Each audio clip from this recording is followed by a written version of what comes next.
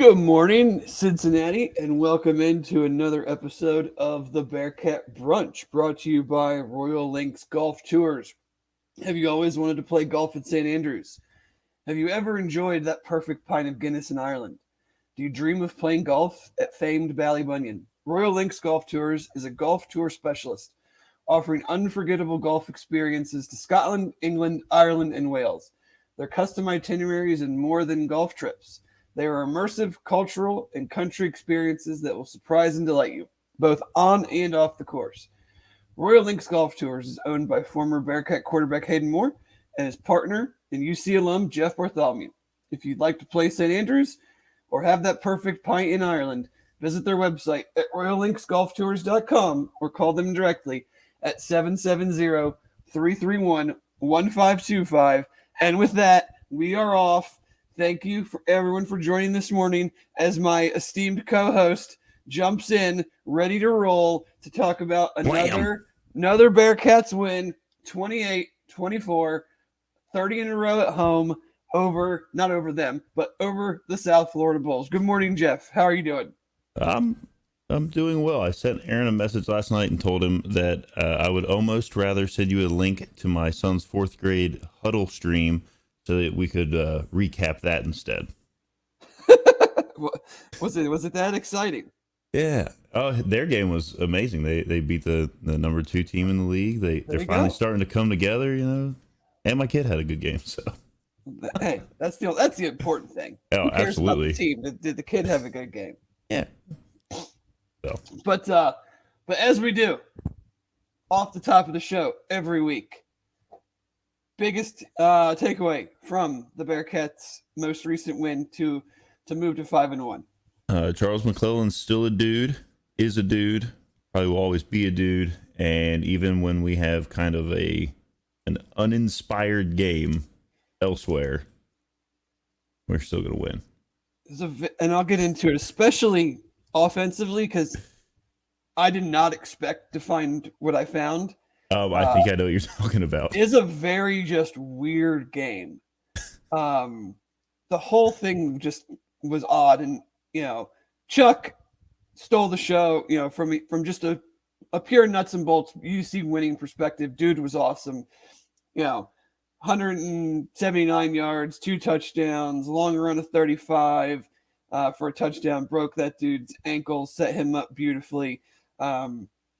I thought he ran hard in interior, broke some tackles, moved some piles. Like he was on his game yesterday, and he needed to be without Corey Kiner, and he was out. Shouldn't be out for very long, just a minor injury, but and you're kind of still bringing Ryan Montgomery back up to speed. So they really leaned on the running game, leaned on him, and for the second week in a row, the offensive line, from a run game standpoint, has really, I think, taken some strides. There was only one run, by a running back, not counting sacks, but only one run that resulted in negative yards yesterday. So not a lot of action behind the line of scrimmage for USF. I think they only had 4 total tackles for loss, which was really good from the offensive line. But like you said, Chuck was the guy, needed it. But again, just a very strange game, I'd say more defensively than offensively, and the offense wasn't strange. It was just a lot better analytically and data-wise than I expected it to be. I say when I pulled up game on paper, I expected to see all green, baby. It's just all green, and I'm like, I guess I really just a fan perspective from the ESPN Plus view. It didn't look like there was going to be any green outside of maybe some other run plays.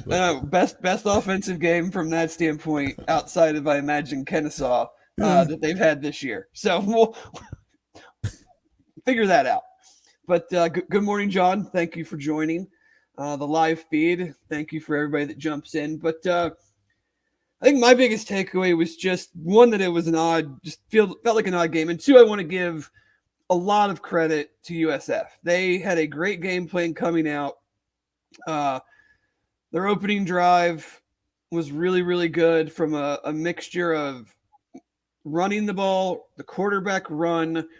They didn't do much in the passing game outside of Xavier Weaver, but what they did do was very short and quick and in an effort to keep UC off balance. And I think their run game and the way they use Gary Bohannon just never really allowed the front seven to pin their ears back and really go after the quarterback. And, again, especially in the first two drives, the third down issues kept those drives alive. They converted a 2nd and 14 with a 15-yard quarterback run on the second play of the game. I mean, first play of the game, we come out and they try to run the ball, and it's a 4-yard loss. And second play of the game, quarterback, nothing fancy, quarterback run, 15 yards. Converted a 3rd and 8 with a 16-yard completion, converted a 3rd and 5 with a 6-yard completion. And then in the second drive, converted a 3rd and 6 with an 18-yard completion. And it's 10-0. We've run one play, and, Ben underthrew Tyler Scott, and, yeah. It's going to happen, but I don't even consider the second interception a thing. It's not a turnover worthy play. I mean, he had one incompletion in the first half outside of those 2 interceptions. But the defense, just whether it was a little bit of a Tulsa effect in a game that was super physical, whether it's just some guys, it seemed like Ivan Pace was dealing with something with his shoulder, arm, did not seem to just have that juice that he has had in the first 5 games. And there were missed tackles, especially on Batti's touchdown run and on a couple of the quarterback runs. I was going to say the first touchdown run for USF, I think I counted 5 missed tackles. Yeah, and he had a 22-yard run and wasn't anything special. I mean, it wasn't like they fooled you. No, that was just kind of a straight up like off tackle kind of like take it right at you. And it started right at the defensive line. I mean, there was a defensive lineman that whiffed on one, and then there were a slew of others as he just kind of went into the end zone, and then I think it was like Deshaun Pace, I think, hit him like as he was crossing the goal line. So yeah, that's a missed tackle in my book. Yeah. I mean, it's just their game plan was good. They blocked well, especially in the first half, and we just couldn't get them off too much of a schedule. I mean, they had the ball basically the whole first quarter, and had the ball 21-17 of the first half. Now we turned it around drastically in the second half. They only had the ball for a little over 11 minutes, and time of possession in my mind is misleading, especially when you have the offense UC has that has been so big on the explosive plays and has the playmakers they have. But they had the ball for a lot of the first half, but they were also being successful with it. It wasn't like, they had a ton of drives. They only had a few drives. They were just converting and being successful and keeping UC off balance and staying on schedule for what they wanted to do. And I just think they called a really good game and executed a really good game. And, and there's some things that UC is going to have to work on because, from a quarterback run standpoint, that is what UCF is going to do with John Rice Plumlee. I mean, they're a top 5, top 10 running the ball team nationally. So, we did a fairly good job of it against Arkansas. We did a much better job of it against the way Kennesaw does their run, the way Miami with their running quarterback, but, kind of reverted back to more of what we saw against Arkansas with Bohannon. Just, they ran a lot of delays, broken tackles. Yeah, so that'll be something to get worked on. I mean, So if my math is correct, on 23 total first downs that USF had, they gained 5 or more yards on rushes on 13 of them. The majority of that being in the first half. It just like I think they were 3 of 5 first downs they had over 5 yards. On the first possession, that was a touchdown. Then they got a field goal. They only had 1 of 4. Then they were 1 of 1, 3 of 4, and 1 of 2. Those are first downs where they ran the ball and got more than 5 yards. In the second half, they were not nearly as successful with that, which kind of lends to the fact that they only had the ball for 11 minutes. And when you bring up the fact that Bohannon is very similar to, and I'm not saying as good as, just saying mobility wise with, KJ Jefferson, we had some issues there. And I don't know if they need to change maybe a scheme, the way that they're addressing that. Because when you have a quarterback that, like let's say last week, you have 11 sacks. Granted, that quarterback was not mobile at all, right? Because he had like one ankle. I don't know. I think Luke addressed it after the game. He just said there wasn't like the same energy level. And I don't know if it's because they're playing USF, but Aaron and Chad kind of touched on it last night in the nightcap. Like, everybody's going to be giving you their best shot. Everybody's giving you their haymaker. This is our last go at a team that's leaving for the Big 12. We're not playing them again. UC's got this crazy big, 30 games at home, 18 games straight in the AAC. That's the king on top of the mountain. And if you don't come out ready to go, and they are, I mean, you see it every week. There's some crazy upset, teams getting taken to the wire that shouldn't be getting taken to the wire. You got to be able to get up off the mat.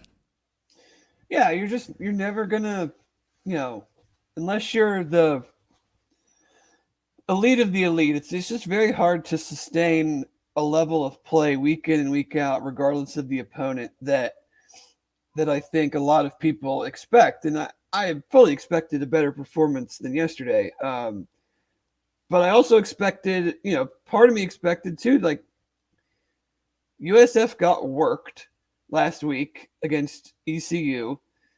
They're dealing with a ton of injuries. So yes, UC's dealing with a lot more injuries than they have in the last couple of years, but that's not an excuse. Everybody's got injuries. I mean, USF is about as depleted as you could get, and they came out and had a good game plan.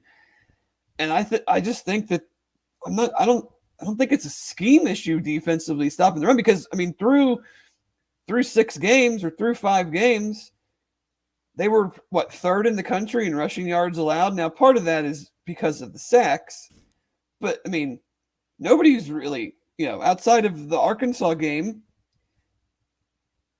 nobody had ran the ball at all. So I can't even say well, that's because Arkansas was good and everybody else is stunk. There had to be a little bit in between. Nobody's ran the ball at all in those other games. So I just think that they did a good job, with the very, very basic stuff. And UC didn't get off blocks. They didn't, on Bohannon's long run down the sideline, no contain on the edge, and then there was nobody else over there.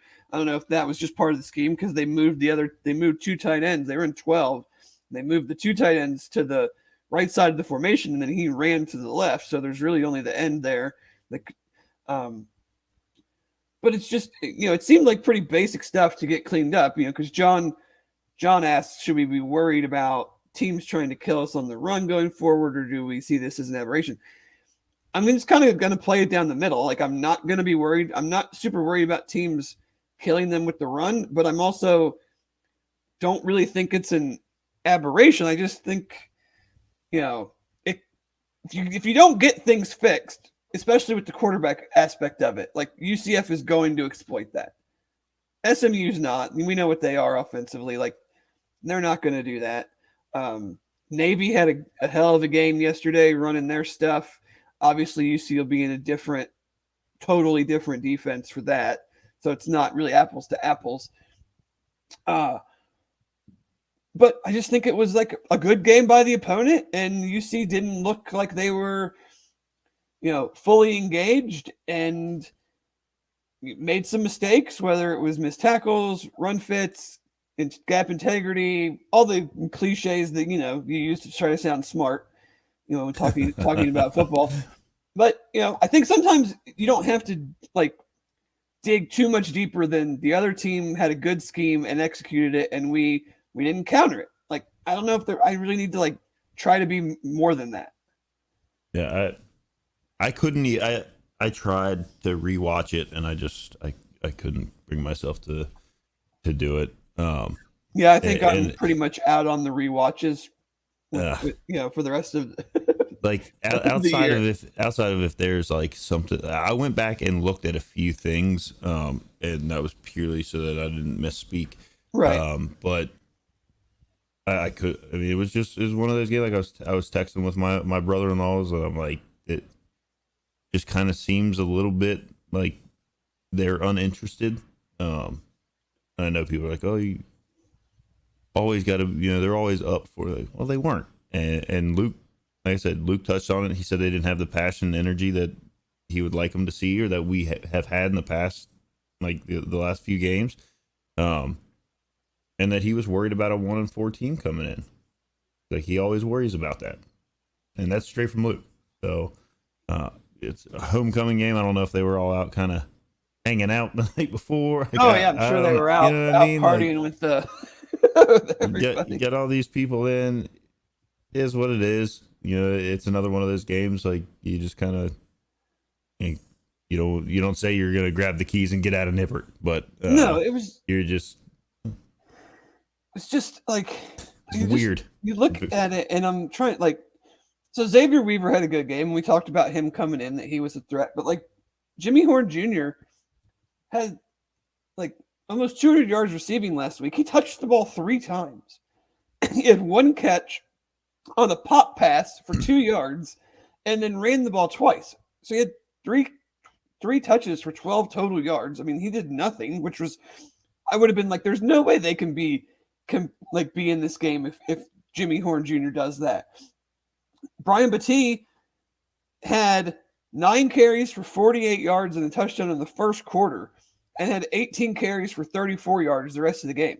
So they basically shut him down in the in 3 quarters, and then it was really Weaver and Bohannon running the ball that put them in position to be in the game late. And we still have the issues third down defensively that we talked about, allowing 8 for 15 again. But this is what we talk about when we talk about separating good teams from really good teams and really good teams from great teams. It's like third down, USF did, their last drive, basically. They ran 2 plays trying to get the ball to their best playmakers, fastest guys. They ran that play to Horn on 3rd and whatever it was, 3rd and 4, 3rd and 3, and we snuffed it out, and he gained 1 or 2 yards. And then on 4th down, I don't love the play call, but I get it. Like, get it to Brian Battie. He needs 1 yard, get the edge. Yeah, because they're probably thinking we're going to quarterback run. So they're bringing some guys up tighter to the line, and then when we don't quarterback run and flip it out to him, he should be able to get to the edge. And for 1 yard. Yeah, for 1 yard. And Van Fossen, Taj Ward, and Javon Hicks read the play beautifully, made the tackle for the loss. I mean, and that's what separates you when you're playing bad, and the other team's playing good, but you still are able to make those 2 or 3 crucial plays to seal a game. I don't know. I believe it was on Bohannon's maybe like his 59-yard rush. It was one of the longer rushes. But down the UC sideline, Van Fossen caught him. Ty Van Fossen's got some wheels. Well, he's a stallion. Yeah, right. He's not a pony boy anymore. He's a stallion, so you better be able to catch him. Oh man! And you saw it. Then you saw it on that 4th and 1. Gotta have it play.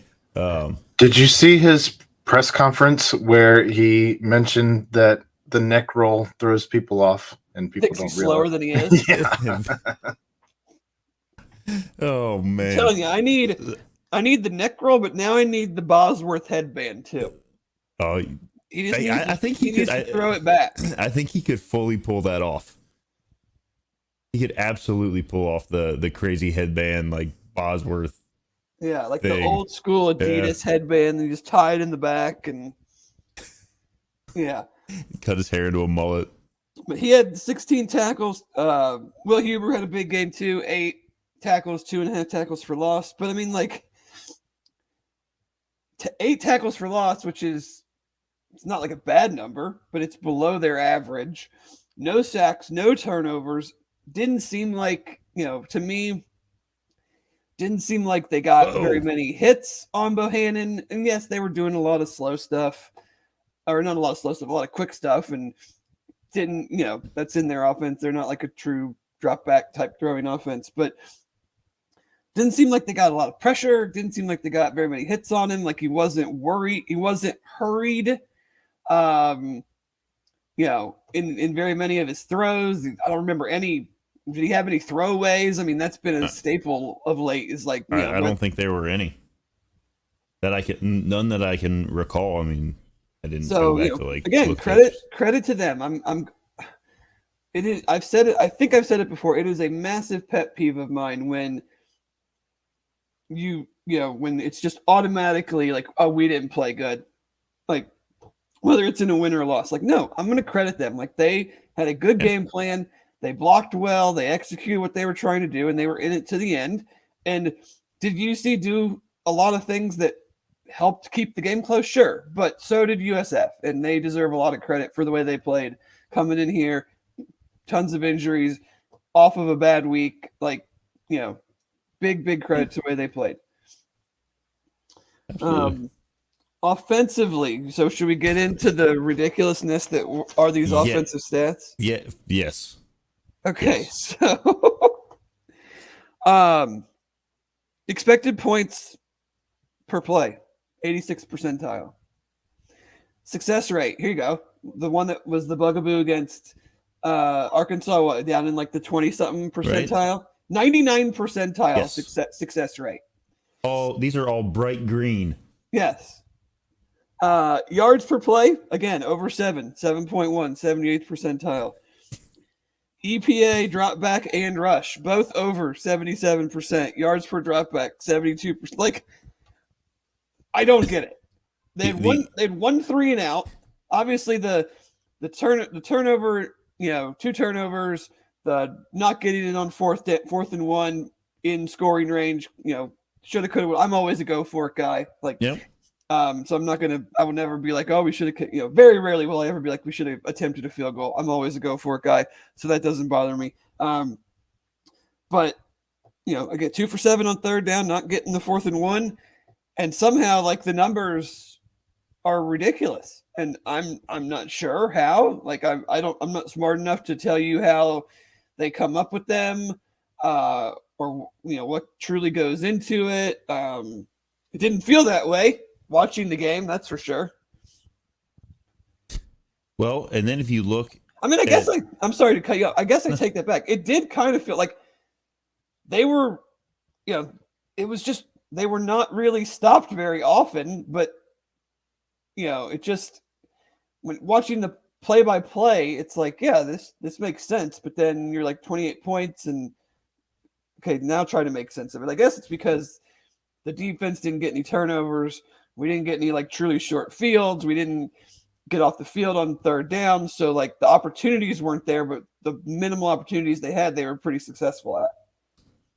And really, and then like if you look the other, even when UC was down 10-0, their win probability was still over 75%. And it didn't even, it never dropped below 57%. And that was, I'm assuming, where was this at the 128th play in the game. So almost at the end of the game, I guess probably whenever USF. Yeah, it was probably whenever USF was up at 24-21. And then it immediately spiked back up, and obviously, but it never, the win probability percentage never dropped onto USF's half either. Yeah. It's a very strange, like you said, it's very strange, very weird. When I woke up this morning and opened up the game on paper thing, and it was all green, and then I had to make sure that I clicked like the right. I was also expecting there was no way that game was going to be on there.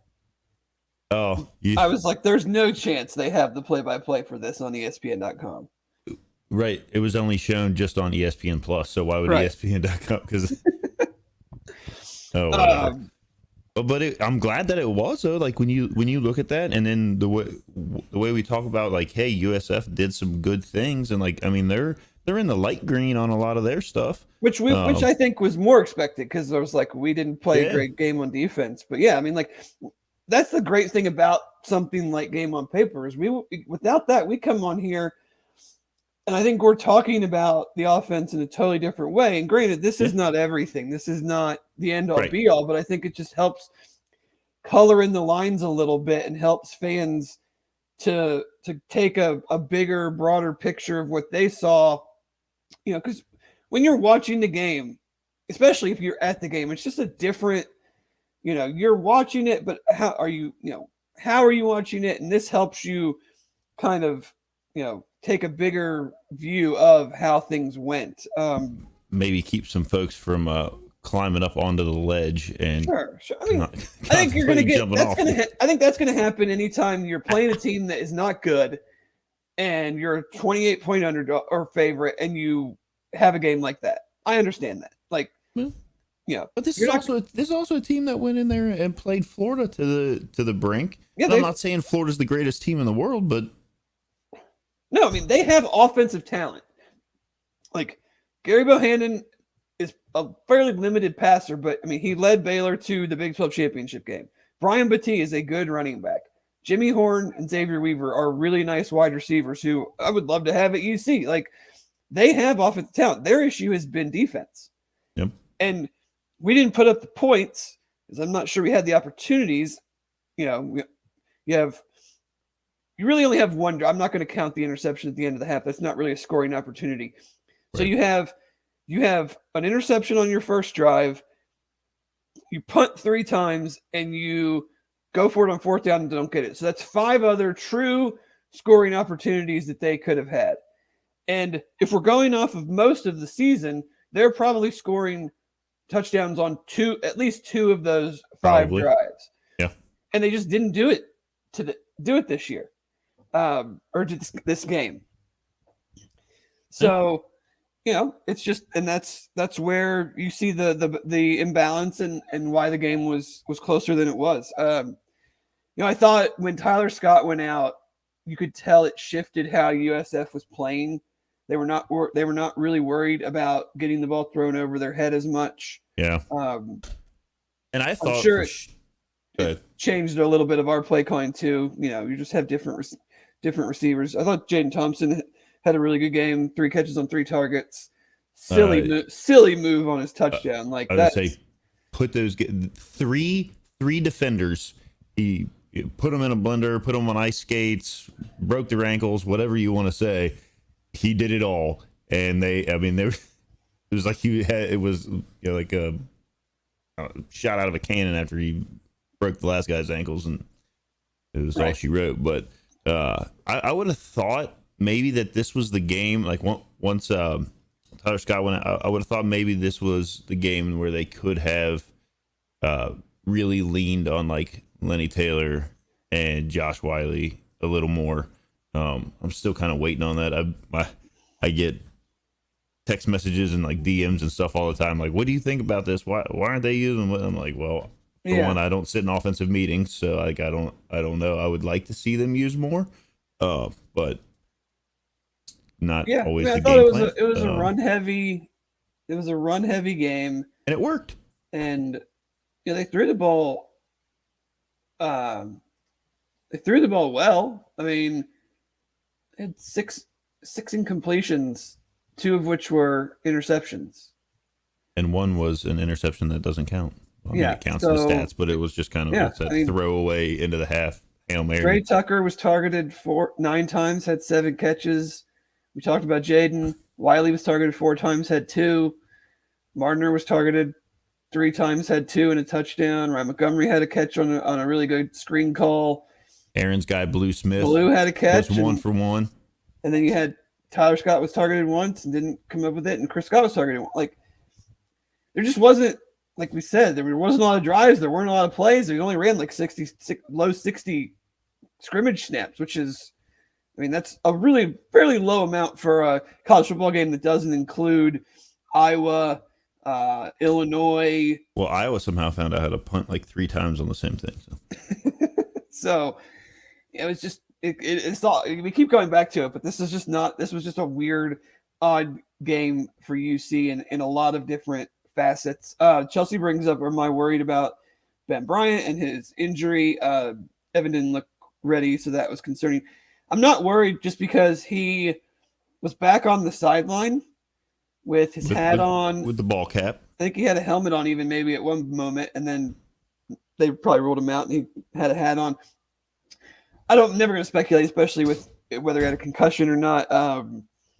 But things can happen, as the days go on. But with the bye week or the off week, I would feel pretty confident that he's going to be ready to go when they head to SMU in 2 weeks. So the hit, like I don't know if you got a chance to go back and like watch it, like a video of it. I like everyone wanted the roughing, the targeting. Like he slid way too late. Oh, instantly I was like, "There's no way they're gonna flag that. That should not be targeting." Like he basically sat down. Like what is the defender supposed to do? Aaron called me on his way back out to God's country out there in Athens, and he was like, I'm seeing like some stuff on Twitter that like the game was dirty and like there was. I thought it was called I thought the officials called actually a really good game. I think UC had the lowest amount of penalties all year. They had four for 35 yards, 3 or 35, something like that. But specifically on those plays, the play with Ben Bryant, I was like, he slid way too late, like way too late. And even then, the defender just clipped his. Yeah, it didn't even seem like it was that like vicious of a. No, he clipped his top shoulder, and when you're sliding and you clip that top shoulder, it kind of pushed his other shoulder into the ground, and then there was nothing supporting his head between. And his head bounced off, and it looked maybe like it was a little bit like violent there with his head hitting the ground, but it wasn't. It wasn't like the defender was head hunting. No, I didn't think that at all. I mean, obviously, fans are going to react when they see the play because we're just used to them, the refs practically throwing targeting penalties or things like that, whether it's a UC game or any other game. We're just used to it. But I did not think that was anything egregious. Then the one at the end of the half with Chris Scott, I also initially game speed, I thought it was targeting. I thought there would be an upheld targeting, but when you went back and watched when they showed the replay and it was in slow motion, the defender, I believe it was number 7 from USF, his shoulder, I mean, he laid his shoulder square into kind of like his back, right? Like it was like just below the top of the shoulder pad, like right where you need to separate an individual from the ball legally in today's game. Used to be that you just went haphazard. I mean, he hit him with his shoulder into him, and the force of where he hit him, the sides of their helmets kind of came together. Yeah. But I also thought that was the correct call because he didn't even launch off the ground. Like he didn't. There was no like. I mean, he broke down before he made the hit. I thought that was well done there. I thought the officials did a good job with all the reviews that they had and making them like snappy. And I know that a lot of times people want to come after officials or whatever. Well, after last week, right. Oh, absolutely. But this week, I thought that crew did a good job and called a pretty good game. Yeah, I had no real issues. Nothing. I mean, there were a couple of plays I thought they could have got USF for holding on, but yeah, those are judgment calls. I'm not going to worry about that. But talking about Evan and coming in the first half down inside the red zone, I thought that was a nice change of pace to bring him in. You do worry sometimes though, like, yes, you expect your players to convert, but then you're also 9 times out of 10 telegraphing what you're going to do to the defense. Like if I just run this guy out here that hasn't played all game and he's now the quarterback, like what do you think he's going to do? You think they're going to go 5 wide and he's going to read the receivers and no, they're going to run the ball. So you can still be successful doing that. But I think, you're also telegraphing your intentions. When he had to come in when Ben got hurt, I thought he was okay. the throw that he missed to Wiley, that's a really hard throw, especially coming in cold, kind of a whole shot over the low defender before the safety. 3rd and 16, like it's just a very low percentage play. The sack, that's one play I would want to go back and review. It seemed like he had Trey Tucker on what they were designing, kind of like that bubble inside screen or whatever, and just ate the ball. I'm not sure if someone was in his way, if he didn't see but in that situation, part of me is kind of like, we've had success running the ball. Like, let's just give the ball to him or Chuck and just run it and try and see what, on 2nd and 10, try, see what happens there. I wouldn't, with these next 2 games, his package, in my opinion, should be limited if at all. Like, these are the 2 biggest games of the season coming up. If Ben can go, he's proven he's going. Like, he had a pretty good game when you look at the numbers, and losing your number 1 receiver and the way they were playing defense and the way UC ran the ball. Like, I'm not thinking there's anything there. It's just a matter of Ben's availability. I would agree with that. And I think he's going to be fine. We do have the bye week to come back, like you touched on. Evan, I don't know, coming in cold like that, I don't know that you can really, like, I know everybody says, like, oh, I practice, like, I'm going to be the starter and I'm going to, but like when you get thrown into a game and it's not like garbage time, end of the thing, like whatever, you get thrown in a game where you're down and the other team's playing the way that they're playing, and you're cold coming into that.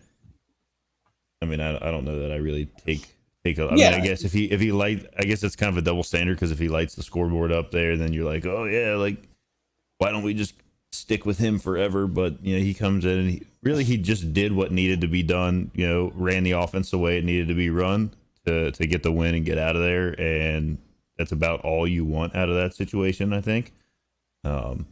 It's a super hard position to be put in, because you're not taking a ton of reps during the week. You come in, the playbook is not going to be the same. It's just not. The starting quarterback, who's a whatever Ben is, I don't even know what these years are anymore. Like, he's a senior. Air quotes. He's a super senior. Like, his knowledge of the offense from being here before, from game experience at Eastern Michigan, to game reps for the first 6 weeks, is just incredibly more diverse. They're just not going to have the playbook to run with Evan. And the defense is also going to know, like, this guy is a running quarterback. In our mind. Like, we think he's a perfectly fine passer, but like, he's a running quarterback. So we're going to play coverages, we're going to play defense, expecting them to either run the ball with him, run the ball with a running back, do some RPO stuff. Like, he had a real nice play where he bought some time and hit Wiley on that, on like a 15-yard gain or whatever. But you're just, it's a hard position to be put in. So you're not going to just stand out there and like run the same offense, especially in a close game where you're trailing at the time, because you're thinking like, okay, this guy hasn't been in there. If we make one mistake, like, that could be the game. So you have to be a little bit more conservative, even though you're from behind and trying to come back. You're not going to just run the same formations you're going to run with Ben Bryant. So I thought he acquitted himself well. I mean, they scored, they won the game. I'm still a proponent of more things like we saw in the first half with their issues on third downs. Just like a Prater package. You can be varied and you can not be super, super predictable and still have him in the game. More than just one snap here, one snap there. But, it worked in the first half, and I'd like, I have no issue seeing more of that. I just don't want it to turn into my only fear with when you do those things is like, he comes in, let's say it's all the success one that he's like, And not that Ben Bryant's not having success, because I mean I've come on here already in the first 5 episodes when people were really clamoring for whatever reason.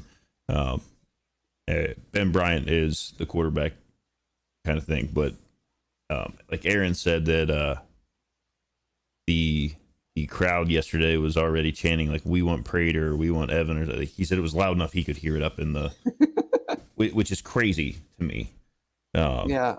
Especially when you then go back, like you said, go back and touch on it. Like when you look at the game on paper and the percentiles of how the offense performed, and they arguably had like their best game of the year. The offense was not the reason the game was close.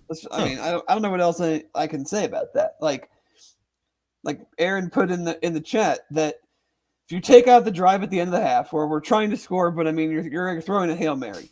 So you take that out. There's 10 drives. Throws an interception on the first play. They score 4 touchdowns.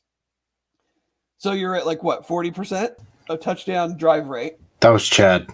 Oh, Chad did that. Thank you, Chad. I didn't think Chad would be awake. But you have the 4th down stop, and you have 3 punts, some of which were on plus territory. So you pin them back. Like you just didn't have opportunities because the other team was on the field a ton, which we are not accustomed to. And we didn't hit the big plays. We did not have the explosives without Tyler Scott and the way that we played / the way USF defended. Like you just didn't have the chunk touchdowns like we've had so many times, or the quick scoring drives, like where you get a turnover and you score within quick strike within a couple minutes. Like the last touchdown was a 2-play drive. But the game was close because the defense, did not stop the run, especially in the first quarter, and couldn't get off the field on 3rd down. And the offense, I don't really have much issue with what happened offensively yesterday. Nope. Defensively, I think I'll say it for a 3rd time.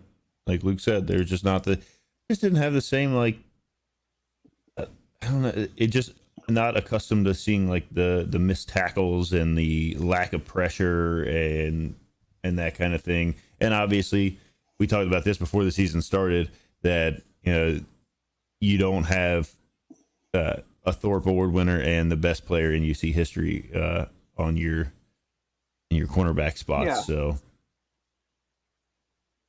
you were going to see more big chunk passes. Even with their quick passing game or limited passing game, he still only completed 50% of his throws. Yeah. So it's another quarterback that they've held to 50%. I mean, he made it. That was a great throw in the corner of the end zone for the touchdown down, by the layer.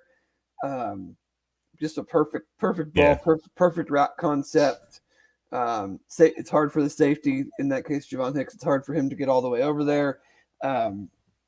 But, credit, again, to USF. They played a really, really good game, and UC, sputtered on defense, missed a couple opportunities offensively, and, we move on. I think, it's a very much a cliche thing to say, it's a perfect time for the off week. I think in this case, it really does come at a really good time, whether it's getting some guys healthy, whether it's some self-scouting, whether it's, preparing for these next, preparing for SMU, preparing for UCF. Obviously, you're not going to do too much UCF stuff because, you got a big game against SMU, even though they're kind of, I'm not sure what to make of them. I mean, they're 2-3, and their 2 wins are North Texas and Lamar. They've lost 3 in a row and looked really, really bad down in Orlando. So we'll see there, but, got to get some guys healthy and just, clean some stuff up. I mean, they're still a really, really, I think a really, really good football team. They're going to be really, really hard to score on. They have, hopefully Tyler Scott is not out for a while. Did not see him at any point after his injury. Corey Kiner, he was back on the sidelines. He was in a boot.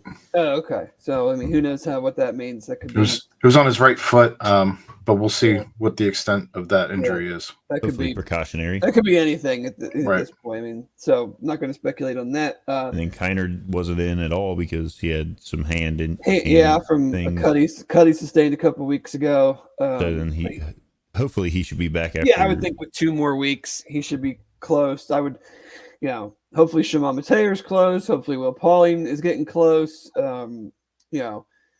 Chris Scott and Jaden Thompson went out, but they came back in. So hopefully everything is with a week off, everything's fine with them.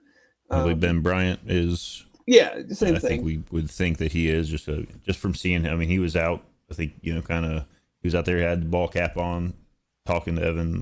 Yeah. So, just get rested up and get ready for this big 2-game stretch. And because the conference is not great, so if you I think if you drop one or two teams have played 3 games in conference. Everybody else has played 2, and UC, Tulane, and UCF are the only teams that haven't lost a game.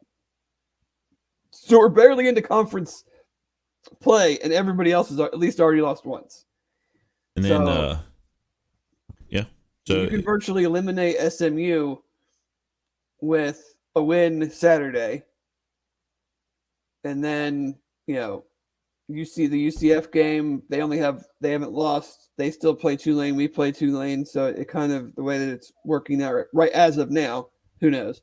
And then we'll find out all the juicy details about the AAC weekend tonight.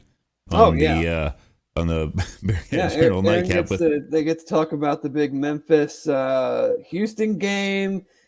Tulsa giving up nearly 500 rushing yards to Navy, who was averaging 13 points a game on the season. They scored like 50 something, I think. I think damn near close to 50. They blew the over under, I think, themselves. All on their own. Yeah. So I don't know. Like the Bearcats apparently just broke Tulsa. I saw you tweeted that out. Because that was holy cow. I was looking at my phone during that. I'm like, what is going on? Like Navy does some good stuff defensively. They blitz a ton. They run some nice games up front. Like they're a really interesting defensive team to watch. But like their offense has been dog baby. And they just exploded on Tulsa. It was they were saving it all up. Yeah. And then Jason brings up the best highlight of the entire game was Luke Fickle coming over and giving Chad a hug. Yeah, I don't know who put it on Twitter. I don't know if it was Ed or who it was, but like talking about like how much Amy was gonna like yell at Luke for hugging Chad before he I think it was Ed. That's a very, very funny line. Bearcat 12. Does it concern you that we haven't played one good team yet? Arkansas stinks. No, it doesn't, because you can only play who's on your schedule. So I don't really care about anybody else. Arkansas also didn't have KJ Jefferson last week and lost to Alabama. So I mean, I'm not going to go as far as Arkansas stinks. Not having KJ Jefferson had a lot to do, I think, with them losing yesterday. Still probably could have lost with him, but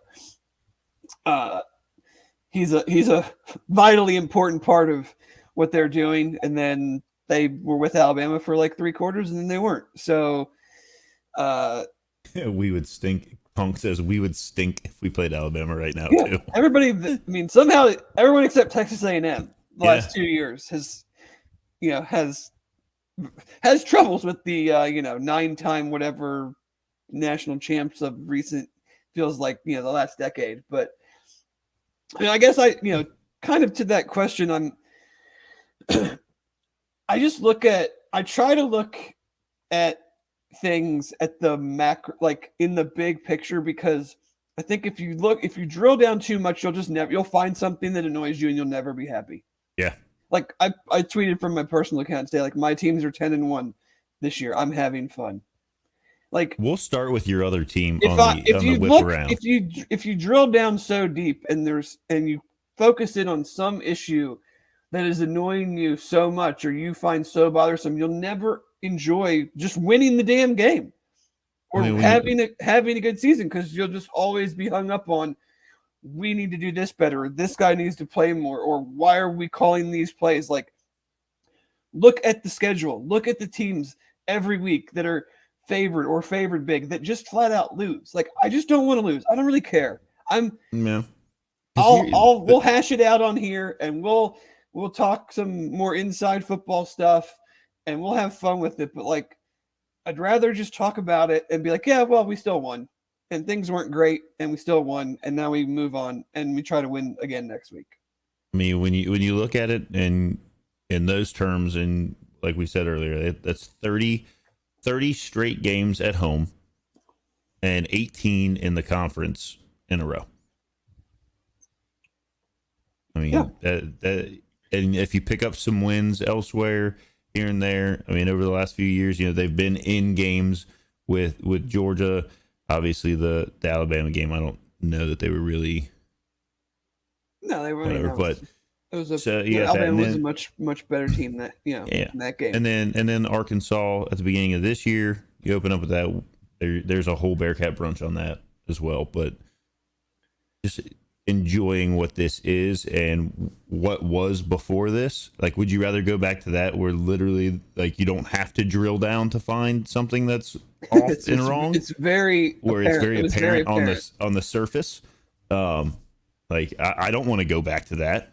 And I can appreciate when fans want to drill down and find like this and that and whatever, but I do too. Do it without making it the thing that you're like, well, I would like to say UC's good, but on this specific play, they're doing this, and it's ruined the whole team for me. Like, well, then go root for USF. Go be a USF fan. Like, do that. No, it's a delicate balance, and I know it's something else that's probably been creeping into for some is like the whole well, this isn't going to get it done in the Big 12 next year.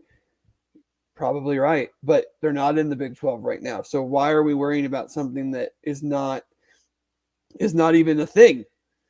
They'll have to play better in the Big 12 week in and week out. They'll have to, you're not going to have road games at what should be just like total walkover situations, like where there are actually people that go to the games and enjoy watching their team play too. Like, I think that's a big thing that we've taken a big step at, even from when Luke was first here.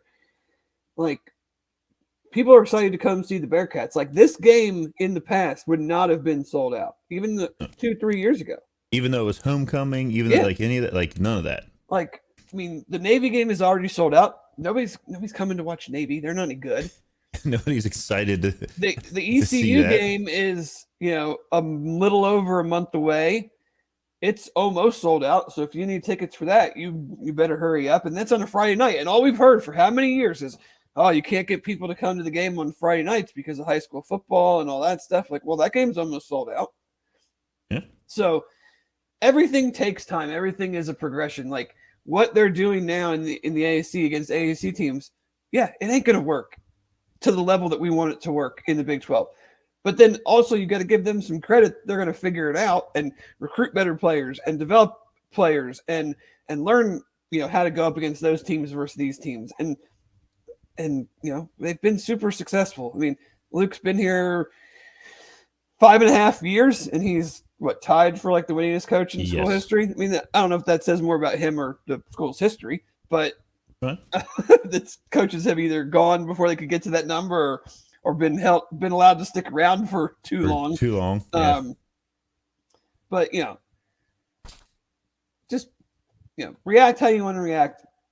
I try not to get into the micro of it as much as the macro, and just be like, hey, we have a very short window to enjoy football. It is already half over. Like, it's the most ridiculous thing that it feels like this season has barely even started and it's already half over. Yeah. And so if I get to go to a game and tailgate and go to a game on a Saturday and my team comes away with a win, it's really hard for me to, shift my attention to like why it wasn't by more, or, just like. That's a good way. That's a good way to put it. Like, I don't want to sit here and at the end say, well, yeah, we won, but we should have won by more. And so I'm not going to be happy. Yeah. So, however, I'm also not going to sit here and tell you how to be a fan. If that's the way, because I used to be that way. I used to always just find the one thing, if there was only one thing, or the many things, and just harp on that and never be happy even if there was a win, because I wanted everything. Of as I course got not. older, And I I figured think we do a good job. You and I do a good job of like laying it all out to where it's like we're not glossing over that there were some pretty big issues yesterday. We're not like, oh, just don't worry about it. They won. You have bad games sometimes. The other team played good. Like, no, there are Right. things to be concerned about. There are things to get fixed. There are things that can lead to a loss down the road if they're not fixed. When you have a quarterback like John Rice Plumlee, who is significantly more athletic and talented from a running standpoint than Gary Bohannon is. So, you can't do the same thing against them that you did yesterday and think that you're going to go in Orlando and get that win. right. You have to have, you're going to have the defense step up a little more, and maybe they do. Aaron brought up a good point to me last night when I was saying those things, and he was like, how hard do you think it is for them to really get up to play, the 1-4 team? And I think that's probably why Luke mentioned, like, you got a 1-4 team coming in here, and that always kind of worries me, like, because I guess the guys didn't have the same energy and whatnot. But we could talk about that all day if we wanted to. Yeah, they're young dudes, and USS backs against the wall type of situation. They didn't want to come out and give the same performance they gave last week, and UC off of a big, in their mind, a big important win on the road in a physical game, and sometimes it just happens. Lambig says, you guys talked about USF played a perfect game and somehow had 0. It is weird how like the most physical team in the conference, the other team never does anything, back or just an interesting thing. I don't know what UC wasn't. I thought the refs were fine. We talked about that. Yeah. I don't think they had any egregious misses. I didn't see one instance. It's very funny though to kind of pivot to that a little bit. It's very funny how you had a game last week that was incredibly chippy, incredibly physical, like through the whistle, beyond the whistle, all those things. 7 days later, you take one team out of the equation, and there were 6 total penalties for 50 accepted penalties, 6 penalties for 50 yards. No unnecessary rough. There was one like late hit on UC, I think Jacob Dingle. Like no unnecessary roughness, no personal fouls. Like, that's really weird how that happened.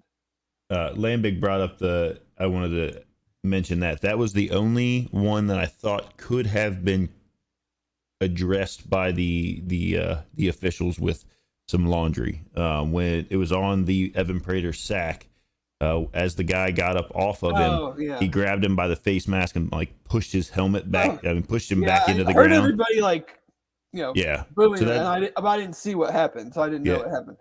That's what I mean. I think Aaron said something. He thought maybe it was like the celebration afterwards, but it was in fact the defender grabbed Evan by his head / helmet and pushed it down, like not just once, not like he was like getting up and that's just where his hand went. Right. It was like 2 kind of like quick little like have some of that, and you know what, like I'm almost okay with it. Like you have a big sack like that at that point of the game, like kind of a like I'm almost okay. I mean, if that's the case, then it should be called, but penalties are missed. I just thought it was quite a coincidence that after last week, one of these things is not the same. One of these things is not the same, and you have a totally different type of game. Like weird how that happened. Very odd. But I think that kind of put right at perfect timing, like right at an hour. We kind of put a bow on the Bearcats' homecoming win to make it 30 in a row in Nippert Stadium, 28-24 over the South Florida Bulls, improve their record to 5-1. Next week they play off, which I'm not sure. We're gonna have to do some scouting on them. I'm not sure how good or bad they are. But let's move it quickly to around the nation, and I want to start this one this time, and I hope this doesn't annoy any of our fans, but I'm gonna put this out there. I think Ohio State's the best team in the country. Oh, you're gonna start there? I'm gonna start. I thought there was a different game you were gonna start with. No, I mean, we can get to the second best team in the country, and everybody will get to see that full display next Saturday, 3:30 CBS. No, shameless plug right there. Which this bye week could not have worked out better for me, because one, I don't hardly ever. It seems like I never get to watch Tennessee play.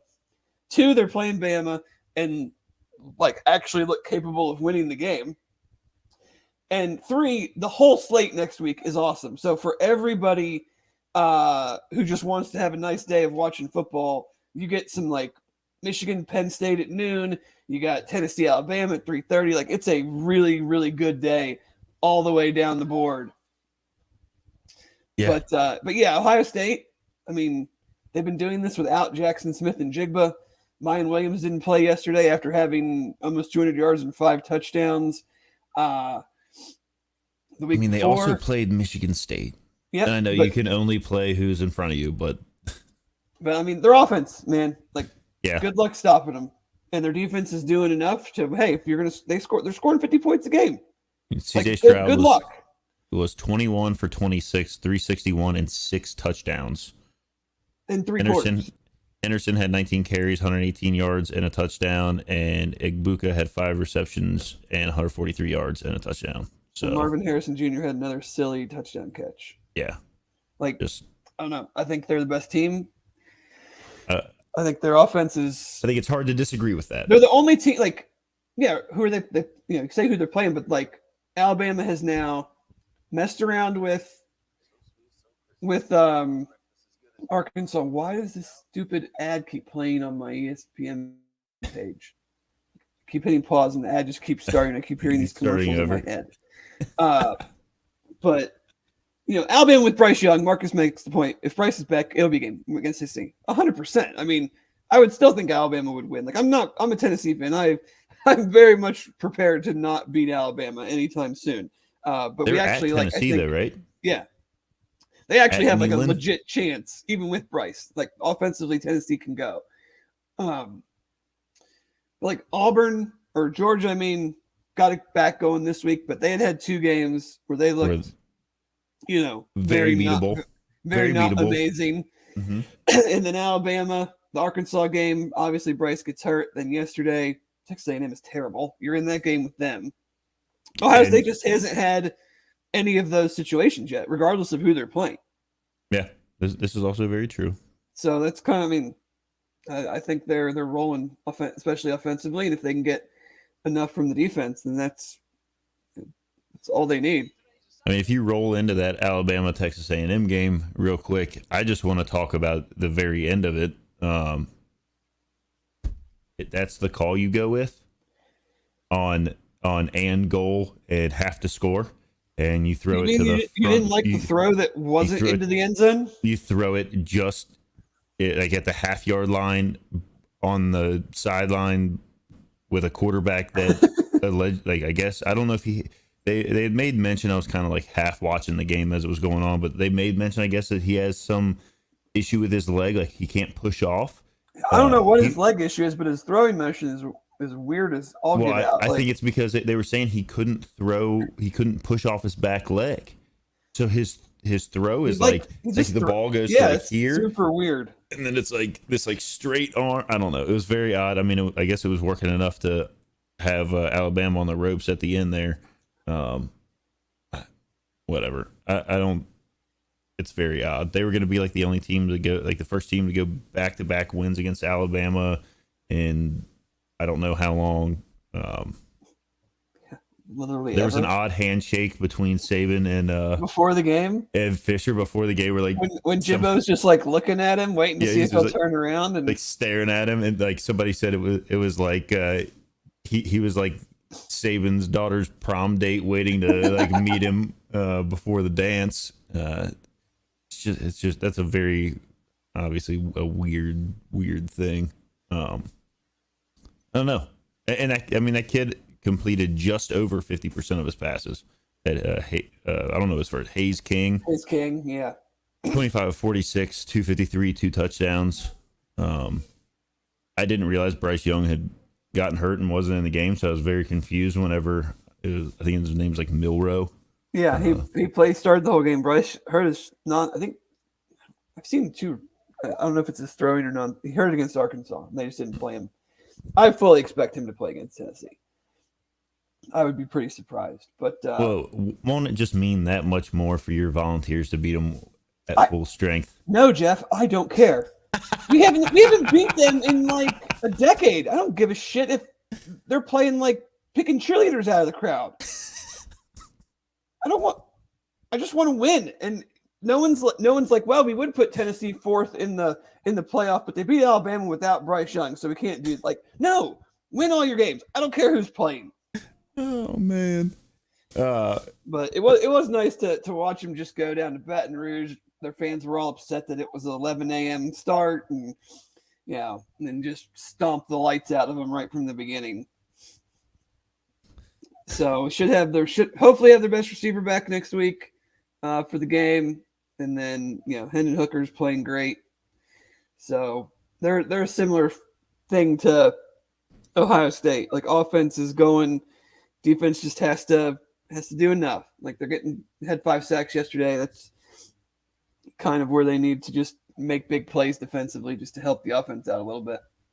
The other thing in that game was, before we move on to some of the Texas A&M, like towards the end, like their defense, they got the stop, and it was 4th and 4 on a punt, and they got hit with 12 men on the field on the punt and gave Alabama another first down, and that's what then they were able to kind of hold them off again, but drain more time off the clock on just a stupid penalty. You would think if you were making $95 million, you'd be able to count to 12 and not have too many guys on the field for a big crucial punt. But exactly. No, but I think to me there weren't there were really no super upsets. I think the things that jumped out to me are if USC can play defense like they did yesterday, they're going to be really hard to beat. And UCLA is like a real ass team because I was fully expecting Utah to kind of bully them because that's what they do to pretty much everybody. And UCLA DTR 18 completions for 299 yards is awesome. 4 touchdowns. Zach Charbonnet 22 carries for 198. So, I think they've got a pretty big. Someone in the Pac-12's got a big. I don't know if it's not UCLA USC, but I think somebody's got a big game next week too in the Pac-12. That UCLA Oregon. Yeah. Oh no, that's not till the 22nd. Sorry, they must be on a bye. I click the wrong? Yeah, I clicked the wrong thing here. USC Utah's next week. The Pac-12 on the field has been pretty good actually. So it's USC Utah next week. Oh, there you go. So we'll get a much better a much better view of what USC is because we know what Utah will try to do to them. Jason said the end of the Oregon State Stanford game. Stanford has lost 11 FBS games in a row, which seems wild to think about. The Oregon State completed like a long pass down the sideline with like 2 guys standing right by the receiver who just let him run like 30 more yards. That game ended, I'm sure, well after I was asleep. Oh yeah, I missed all. I didn't see the end of the Bama game. Notre Dame BYU game. Marcus Freeman seems to have those guys. Like Drew Pine looked like a legitimate quarterback. Yep. 22 for 28, 262, 3 touchdowns. Michael Mayer was 11 receptions, 118 yards, and 2 touchdowns. Their running back Estime. I guess I found out yesterday they've been referring to him as Baby Bus. Baby Bus. He runs dudes over. I mean, I think he's like 260 pounds and just like drops his pad level and knocks dudes to the ground. And Mayer is a what we've known as a real ass tight end, and which makes what we did to him last year even more impressive. But yeah, looks like Notre Dame. They started off 0-2, now they're 3-0. So good for Marcus Freeman up there. They beat BYU, who they're top. Well, I guess they're 16th, so not quite top 15, but they're decent. But the end of the FSU game, Jason brings up. I did not see that. They're down by 2. They've got the ball well within their field goal kickers range. Time's run under a minute to go, and they throw some back shoulder out route thing. On fourth down or no? I think it was second down. And instead of just running the ball and keeping it in the middle of the field or wherever your kicker wants it, they throw an interception. Yes, in the end zone. And the receiver cut back to the middle of the field, and I mean it was literally like a punt. It was the odd. It was very, very strange. I don't know why you make that decision. They're at NC State, who I guess has got a pretty decent home winning streak going or something. So whatever. It was not something that you would normally see called. So no. That was odd. TCU, I don't know what to make of them being really good because we've punked Sonny Dykes when he was at SMU. So apparently their softness did not transfer from Greater Dallas to Fort Worth yet. But they've got, next week, man, I've got next week pulled up. It is so you got Penn State, Michigan at noon. And then you still got some other good noon games, like Oklahoma. I don't know what the hell's going on there, but you got Kansas at Oklahoma. I saw a crazy stat on Twitter yesterday. Oklahoma has not had a game on ESPN2 since 2013. Every one of their games has either been like Fox, ABC, or regular ESPN. So the Texas-Oklahoma game yesterday. Yeah, Quinn Ewers, a dude. That was the largest win in the series history. It was 49-0. Yeah. Largest shutout loss in program history for Oklahoma. Things are going well. Snaps the streak of consecutive games with an offensive touchdown at 167 straight games. Oklahoma had an offensive touchdown. That's a lot. No more. And suffered 30-plus point losses in consecutive games for the first time in program history. So they really, those things seem like that's all good. So Brent Venables going well. Is the honeymoon is over. Talk about fans being broken, when as they panned across some. And now we get to go play in the SEC. Congratulations! Right, Texas might actually be ready for that, and all that money not gonna make any of those fans happy. No, not at all. And then there was one that might not have popped up on your radar here because it came from the ACC in the Pitt Virginia Tech game. 316, man. I saw it. 36 carries, 320 yards, 6 touchdowns for the Pitt running back. And I'm not even going to pretend like I can say his last name. Don't even try. Can't do it. So I got an even better stat for you than that. Okay. Toledo, Northern Illinois. Quinyon Mitchell, defensive back, Toledo. 4 interceptions, 2 pick sixes. Okay. He had the same number of interceptions as the leading receiver had catches for Northern Illinois. That's a day.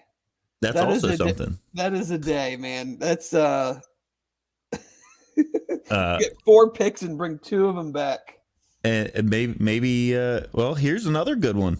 In the Miami North Carolina game.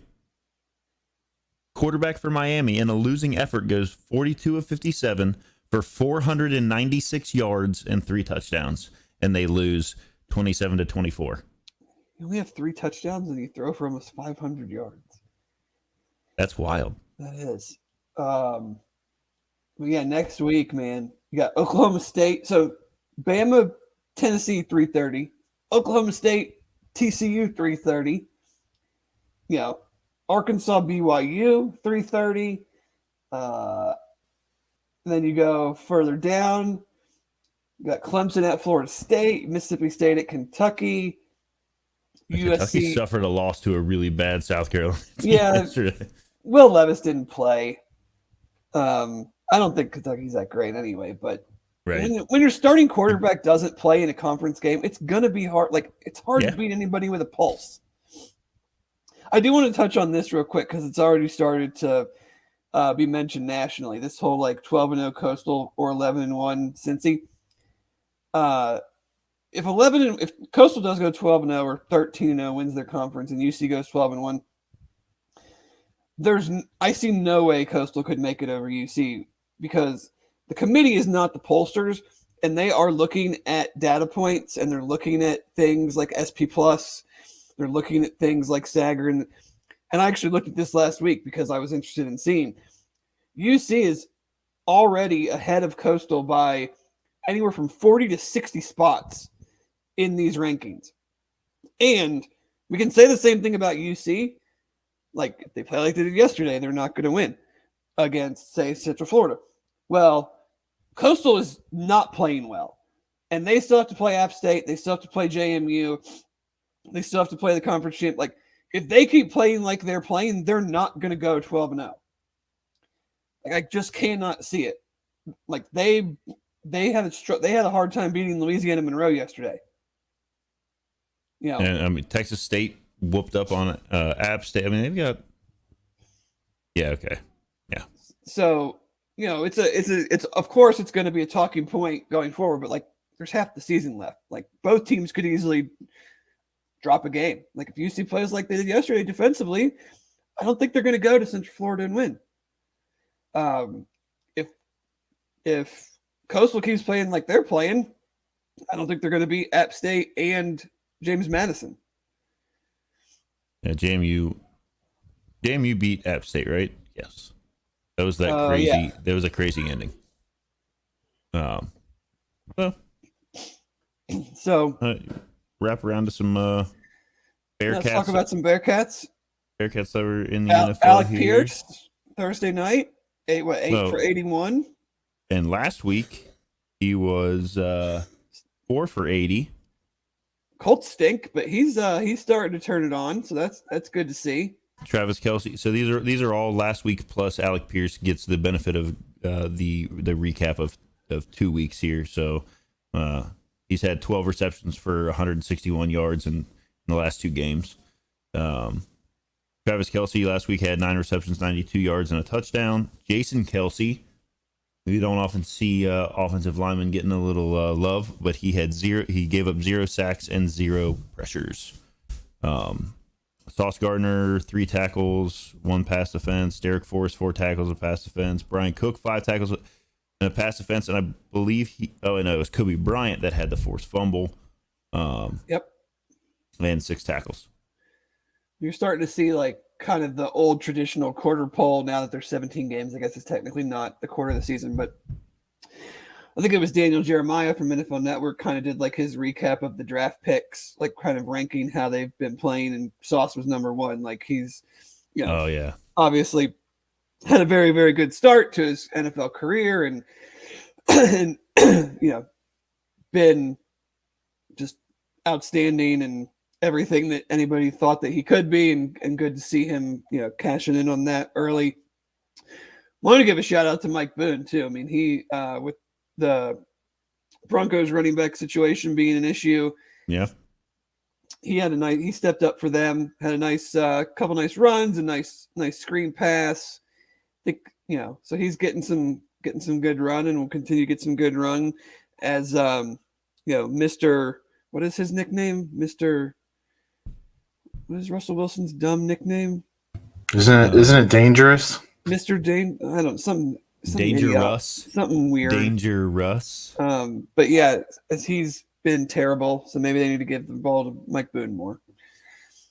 Oh, that's a special situation out there. Let's pay all kinds of money, and then you got a guy that I don't know. So There were a lot of hot takes on that. Oh yeah, this week on the Twitters. yeah. So I think, you know, Bearcats are Yeah, you can always count on Travis and Jason Kelsey. They're gonna have a good game, an impactful game more times than not. But we're starting to see especially the young draft picks from this last year, playing a lot of minutes. Kobe, Brian Cook, Alec, Sauce, Beavers is obviously out for the season. Jerome Ford's getting a little bit of run with the Browns as a kick returner. Yep. I don't know. I haven't noticed or seen anything. Has Majay been like an inactive for their game? I think he was a healthy inactive. Yeah. So hopefully he gets an opportunity soon. But Yeah. I think we'll close it up quickly on. We got to wait till 8:20 tonight. The big Bengals-Ravens game tonight. I'd be very interested to see. The Bengals defense has been, frankly, awesome. They don't allow touchdowns. I saw a tweet from Warren Sharp yesterday where, over their last 18 games, I think they've, including the Super Bowl, something like that, they've allowed 20 points in the third quarter. Just something ridiculous.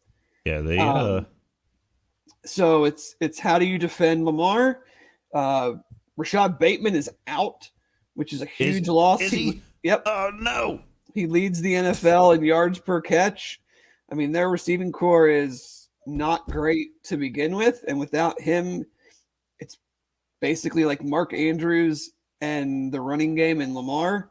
And this is the Hayden Hurst revenge tour game. Yeah, the Ravens have somehow lost 5 home games in a row and blown 2 17-plus point leads. So, what does that mean? And their defensive backs can't cover anybody. They have the worst pass defense in the league, and they don't really get a lot. This is not like the old Ray Lewis, Ed Reed defenses. They don't get a lot of pressure on the quarterback, which is going to be good for us.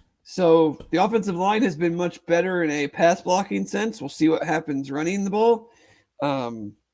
But we know what Joe and the boys have done against that defense the last 2 times they play. So, but it's a big one. I mean, if they win this game, they are firmly in the driver's seat for the division. If they lose it, they are 0-2 in the division, and it's going to make it pretty hard to dig themselves out. So, have to stay up late again tonight and to check on that one. So, yeah, I don't know that I'm going to make it that late. I know I will. Unfortunately, I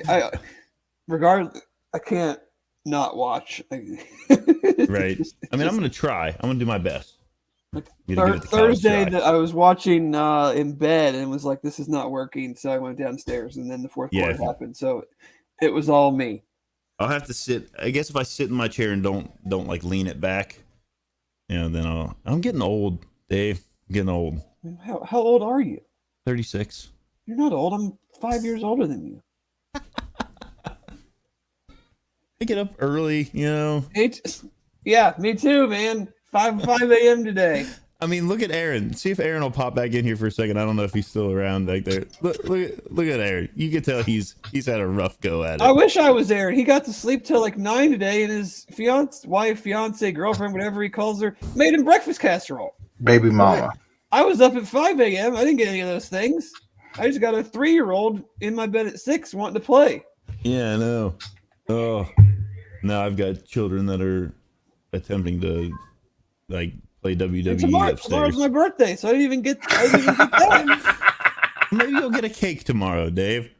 I'm gonna get one here as soon as this podcast is over. I'm going to my parents for a little get together, but nice, Oh, but yes, so that should wrap it up. We obviously don't have a game to recap next week, so this might turn into a Tennessee Vols best team in the country podcast for 1 week. Come next Sunday, you never know. The volunteer brunch for a week, huh? I might be the most annoying person around. That's all right. But again, thank you everybody in the mentions, everybody that jumps on to join us live.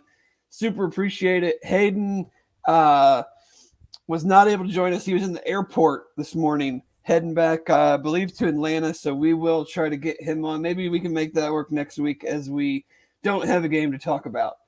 So again, thank you everybody for joining Bearcat Brunch. Please like, subscribe, leave a comment, good or bad. We love to hear from everybody. So take it easy and have a great Sunday. Go Bearcats.